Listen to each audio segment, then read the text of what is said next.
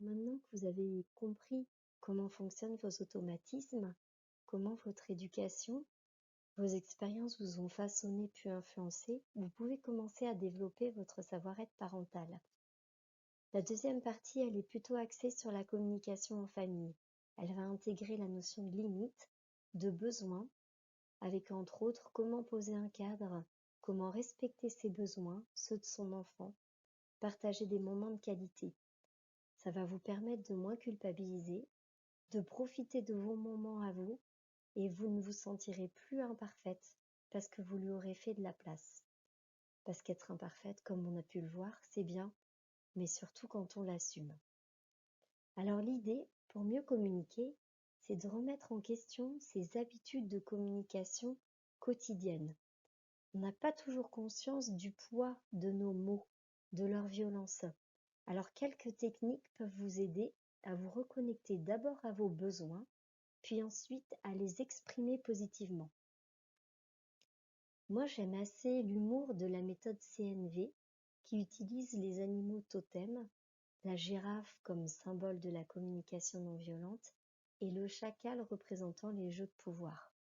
Comme on peut le voir sur le dessin et qu'on le devine, la danse de ces deux animaux que tout oppose nous laisse entendre que mieux communiquer passe forcément par une remise en question de nos habitudes, par une meilleure compréhension de l'autre. Alors pour être très franche, moi je trouve que la CNV, la communication non violente, c'est pas inné, c'est un entraînement, c'est une gymnastique. Je vais vous donner un exemple en respectant le petit bonhomme OSBD. Quand tu cries si fort, voilà ce que ça fait dans mon cœur. Il sursaute et il s'emballe, parce que j'ai besoin de calme. Et pour toi, c'est comment quand je te dis ça? Alors ça, c'est un exemple avec votre enfant, mais vous pouvez le transposer à plein de domaines. Moi, je vous encourage à découvrir la méthode et cette approche ludique qui est très adaptée aux enfants et même aux ados. Ils ont créé des jeux de cartes, c'est vraiment sympa. Allez voir pour approfondir. Personnellement, j'ai trouvé que cette méthode était très efficace et très utile dans le travail, notamment pour répondre à des mails. Vous savez, les fameux mails un peu vifs qu'on reçoit et auxquels on a envie de répondre comme ça à chaud. Très mauvaise idée. Et avec cette méthode, je trouve que ça fonctionne plutôt très bien. Je vous laisse découvrir la deuxième technique. Alors la deuxième méthode, c'est une pédagogie de communication qui a été créée par Jacques Salomé, qui est psychosociologue. Il a d'abord identifié un système qui évoque 5 sortes de phénomènes qu'il a appelés SAP. Il y a les injonctions, vous savez, la relation klaxon, tu, il faut que, etc. Il y a les menaces, si tu touches à ça, la dame va te gronder. La dévalorisation, regarde le cahier de ton frère, aucune rature. La culpabilisation aussi. Avec tout ce que j'ai fait pour toi, tu vas partir faire tes études à l'étranger, tu es ingrat. Et ensuite le chantage. Partant de ce postulat-là, Jacques Salomé explique que ce mode de communication ambiant est celui qui est véhiculé par la famille, par l'école, mais par la société tout entière. C'est un système qui a des effets néfastes sur nos relations. Donc, il a créé la méthode ESPER, qui est une méthode pour communiquer différemment.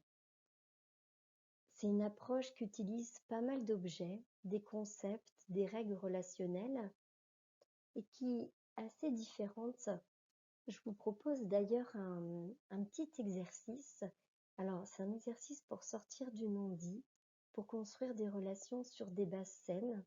Et l'idée, c'est aussi de conscientiser si on est plutôt comblé ou frustré dans une relation.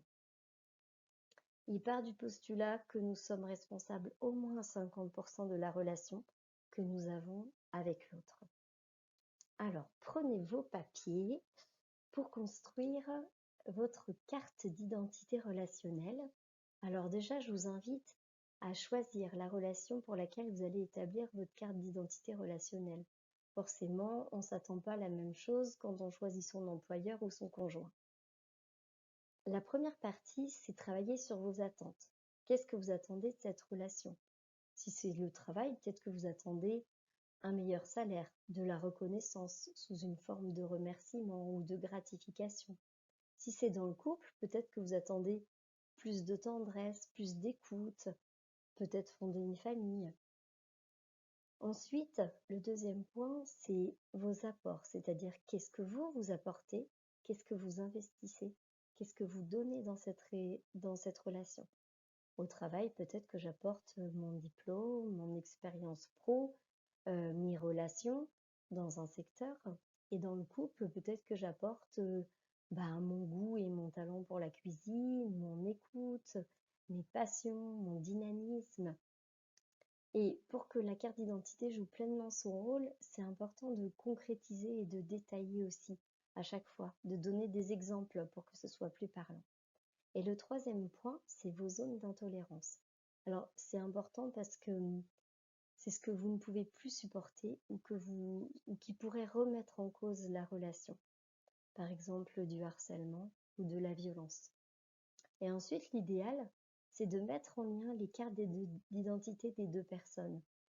C'est un exercice qui est vraiment utile parce que ça permet de s'apercevoir que les apports de l'un comblent les attentes de l'autre, ou au contraire que ce n'est plus le cas. Voilà, donc je vous encourage à faire cet exercice et vous me direz ce que vous en pensez. Ah, le fameux cadre. À quoi sert le cadre? Est-ce que c'est pour les photos? Non, pas seulement. Le cadre, c'est surtout définir des règles en famille, ensemble, avec des limites. Et l'idée de le faire en famille, c'est comme un sport collectif, c'est pour fédérer les troupes. Alors c'est vrai que depuis le départ, je me rends compte que je vous donne quand même beaucoup d'infos. J'espère que vous saturez pas trop. Mais pour que ce ne soit pas qu'un concept, c'est important que ça devienne concret. Et se poser autour d'un apéro dînatoire, d'une crêpe party, ça peut permettre aussi de faire les choses de manière ludique. Alors si je peux partager mon expérience, avec les enfants, nous, on avait choisi de prendre des chapeaux et chacun dans les chapeaux avait mis des idées. C'est un petit peu quand même avec un système de challenge ou de récompense, c'est pas forcément le terme, mais moi, ce qui me faisait exploser, c'était ma charge mentale quotidienne. J'en pouvais plus d'être la seule à mettre le couvert, préparer à manger, penser aux poubelles et toutes les petites responsabilités, penser aux baskets de sport, la gourde, le goûter, préparer les vêtements pour les enfants. Et finalement, de le poser et de répartir un petit peu les tâches, ça, ça m'a permis, moi aussi, de lâcher prise. Au départ, j'avais mis des petits challenges parce que je me sentais pas encore assez légitime à demander de l'aide. Et puis finalement, petit à petit, c'est venu s'intégrer comme une habitude, comme une routine, grâce à la répétition. Et je me souviens que c'était pas très confortable au départ et j'ai eu un électrochoc le jour où j'ai participé à un atelier Faber et Maslich. Vous regarderez sur internet, il y a plein de thématiques. En fait, l'idée de ces ateliers, c'est des ateliers pour adultes qui souhaitent améliorer les relations avec les enfants en faisant l'expérience d'une manière de communiquer qui est différente de notre manière habituelle et en observant les conséquences. Et on faisait un jeu de rôle parent-enfant sur le partage des tâches et moi, j'avais dit, «Bah, tu viens aider maman?» Et la personne m'avait répondu: «Ah bon, pourquoi? C'est la cuisine de maman? C'est la maison de maman?» En fait, c'était vraiment pour me signifier que c'est pas aider maman, c'est faire ensemble, c'est participer, c'est pour me libérer d'être la référente ménage, la référente taxi, la référente anniversaire, référente courses et tout ce que vous voulez. En fait, si vous avez l'opportunité de participer à ces ateliers, c'est vraiment intéressant parce que le côté jeu de rôle permet de prendre conscience de ces automatismes et de partager aussi avec les autres parents des idées. Donc, je trouve que ça peut être une chouette expérience. Alors, à quoi sert le cadre? Son principal bénéfice, c'est la sécurité. En fait, faire le choix d'investir au départ, ça évite de rattraper des situations qui peut-être pourraient devenir potentiellement problématiques. Si on prend l'exemple des écrans, si on ne cadre pas les jours, la durée, le contenu, ça peut facilement être la pagaille. Pareil pour les horaires de douche, de repas, mais aussi pour les petites sorties de route, les petits plaisirs. On peut se dire, tiens, le samedi, ce sera pizza télé, ou tous les jeudis, ça va être crêpes galettes. Ça permet aussi d'alléger le cadre. Ça permet moins de frustration, surtout pour les petits qui apprennent avec la répétition. Souvenez-vous, le cerveau et sa résistance au changement. Et je trouve aussi que ça permet moins de fatigue, moins d'épuisement, ça limite les conflits, les discussions, les petites rancœurs. Comme le cadre a été fait ensemble et qu'on y a donné du sens, ça aide les enfants à mieux le comprendre. D'ailleurs, petite parenthèse sur l'éducation bien traitante, aujourd'hui on parle pas de punition, on parle plutôt de mettre des sanctions, et d'ailleurs des sanctions qui peuvent être choisies avec l'enfant en fonction de son âge. Mais ce cadre, ça permet aussi de fixer des limites et de ne pas rentrer dans un rapport de force. Alors la question, c'est de se demander, est-ce que vous allez maintenir le cadre? Est-ce qu'il est juste pour vous ou est-ce qu'il est juste pour l'autre? Le cadre est-il toujours juste? Non, ce n'est pas un clin d'œil aux mamans créatives, même si ça pourrait l'être. La question, c'est surtout, est-ce que je maintiens le cadre? Au moment où il l'a créé à un instant T, il était juste pour tout le monde. Est-ce que c'est toujours le cas? Il faut être en capacité d'être souple et de se remettre en question. Le cadre tient si on est cohérent, si on est souple, si on s'adapte, pour qu'il ait toujours du sens. Alors, prenons l'exemple que votre enfant a 12 ans, il vous demande de prendre le bus et vous persistez à l'emmener chaque matin. À un moment, le cadre, il va bloquer et il faudra peut-être se poser des questions. Voilà. Donc je vous laisse avec ça et maintenant je poursuis avec un peu de psychologie positive. Je ne sais pas si vous avez déjà entendu parler des 3 kiffs par jour de Florence Servan-Schreiber qui explique dans son livre comment développer un optimisme réaliste. Et bien c'est l'idée aujourd'hui pour vous aider à être un parent heureux. Je vous propose un petit peu de magie pour ressentir à nouveau le plaisir d'être parent. 3 petites fioles. Le plaisir, c'est-à-dire éprouver des sentiments positifs, des ressentis positifs, des émotions agréables. Le sens, trouver que sa vie a un sens, qu'elle correspond à ses valeurs, qu'on se sent utile. Et puis aussi l'engagement, c'est-à-dire mettre à profit nos forces de caractère, nos points forts, nos qualités, et faire ce pourquoi nous sommes faits. Ces 3 piliers, s'il y en a un qui fait défaut, ça crée un déséquilibre et ça nous rend incomplets, donc potentiellement aussi insatisfaits. Alors la première idée, c'est de conscientiser ces moments de plaisir pour s'en nourrir. Identifier tous ces moments agréables que vous vivez en tant que parent, même les plus simples, des câlins, des lectures, une gaufre devant la télé. En coaching, on appelle ça des prescriptions de tâches, alors c'est un petit peu formel, mais c'est pour noter et encourager cette conscientisation. Et vous allez voir, si vous le faites tous les jours, euh, au moins 3 choses positives que vous pouvez chercher avec vos enfants, vous allez y retrouver un nouveau dynamisme. Et ensuite, vous pouvez identifier comment déclencher des moments de plaisir. Parce que oui, c'est clair, en tant que parent, vous pouvez aussi, à un moment, ne pas ressentir de plaisir à faire des choses avec vos enfants, pour plein de raisons. Et c'est ok, et c'est parfaitement légitime. On n'aime pas tous faire de la poterie, jouer aux jeux vidéo, faire des gâteaux, ou alors servir de porte-manteau pendant 2 heures pendant qu'ils sont au skatepark.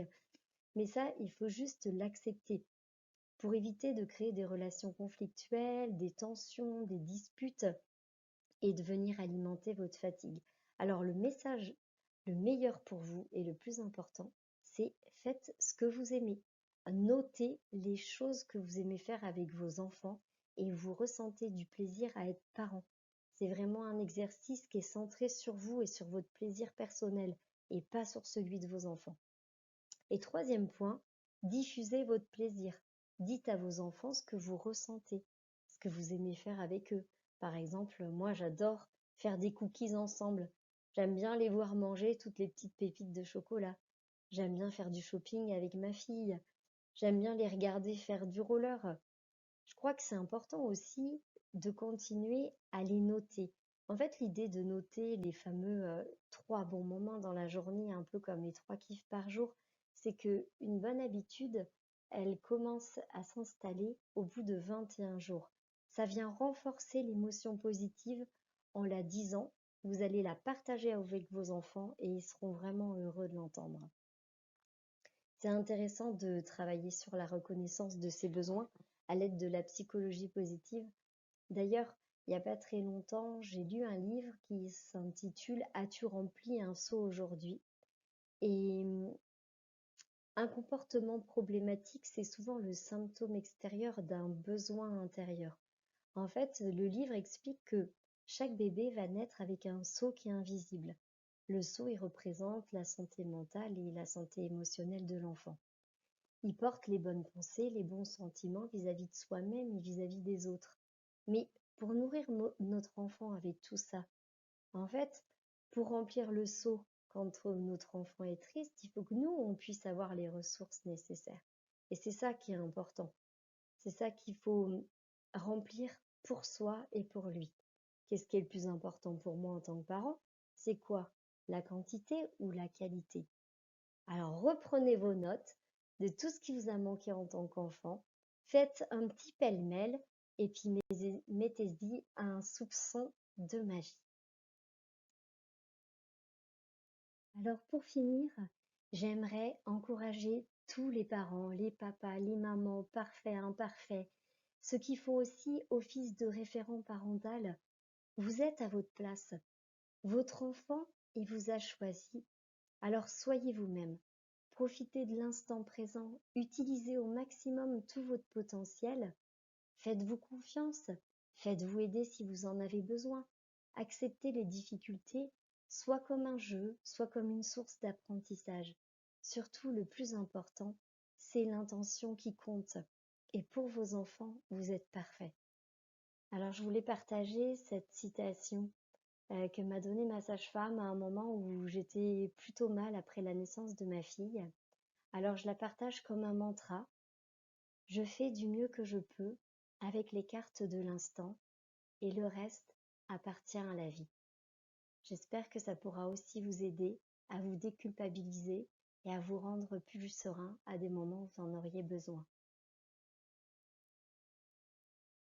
Grande passionnée des livres, je vous partage un petit peu de lecture si ça peut vous intéresser. Alors les cahiers Solar Édition, il y en a des dizaines et des dizaines sur toutes les thématiques que vous souhaitez.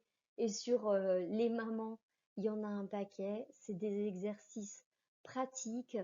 Ça peut être physique ou mental. Vous faites votre petit cahier, vous revenez 15 jours après. Ça vous inspire ou pas. En tout cas, vous trouverez forcément votre bonheur. Après, la collection Petit décodeur illustré, je trouve que c'est assez concret, un peu en mode BD. Du coup, ça répond à des questionnements que vous pourriez avoir et vous voyez, ça balaye les parents, l'enfant et l'ado en crise. Donc, les problématiques sont tout à fait ciblées et très intéressantes. Après Maman sereine, j'aime bien l'approche de ce bouquin. Elle est assez complète, elle est bien écrite et vous avez aussi plein de thématiques chez First Edition qui balayent toute la parentalité. Et puis pour finir, une petite revue que moi j'adore qui s'appelle Happiness et qui est plutôt pour les mamans qui ont envie ou les papas qui ont envie de prendre soin d'eux et de se reconnecter à leur image, leur spiritualité, la détente, le bien-être. Je vous laisse découvrir. Alors pour les enfants, je vous ai fait ma sélection préférée. Déjà, les contes pour s'aimer de Jacques Salomé. Alors il y a plusieurs versions, il y a les contes à guérir, les contes à grandir. Ils sont basés sur du contenu métaphorique. C'est des contes qui ont le pouvoir de parler à l'inconscient, qui délivrent un message pour celui qui l'écoute. C'est des contes qui sont apaisants, presque guérisseurs. Ils développent l'imagination.